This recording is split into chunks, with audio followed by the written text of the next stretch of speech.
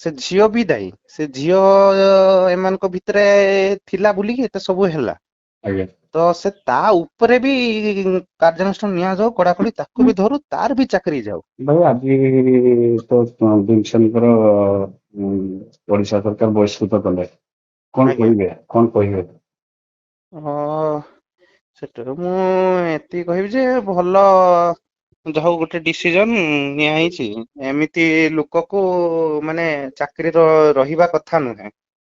ଏମିତି ଯେ ଖରାପ ଲୋକଙ୍କୁ ଆଉ ଯାହା ସବୁ ସେ କରିଛି ତାର ଦଣ୍ଡ ତ ତାକୁ ମିଳିବା କଥା।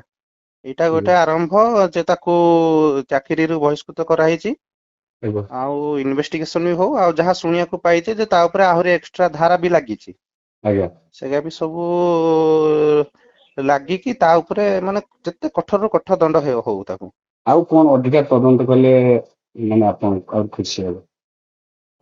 ଗୋଟେ ଜିନିଷ ମୁଁ ଦେଖୁଛି ଯେ ତଦନ୍ତରେ ଭୀମସେନକୁ ମାନେ ଧରା କରିକି ତାକୁ ସବୁ ଇଏ କରାହଉଛି। କିନ୍ତୁ ସେ ଝିଅ ଯୋଉ ରହିଛି ଯିଏ, ଆଉ ଗୋଟେ ଝିଅ ଟା ସେ ସ୍ଵାତି, ତାକୁ କାହିଁକି ତା ଉପରେ କାହିଁକି ଏକ୍ସନ କିଛି ନିଆ ହଉନି? ଆଜ୍ଞା ସେଇଟା ଆମେ ଚାହୁଁଛେ ଯେ ତା ଉପରେ ମାନେ ସିଏ ବି ଦାୟୀ।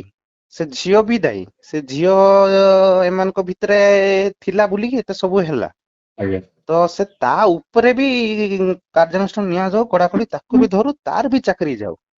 କିଛି ଆପଣ ଯୋଉଟା କହୁଥିଲେ ପ୍ରମାଣ, ସେଇଟା କଣ କିଛି ପୋଲିସ ହାତରେ ବାଜିଛି? ପୋଲିସ ହାତରେ, ପୋଲିସ ତ ଇନଭେଷ୍ଟିଗେସନ କରୁଛନ୍ତି।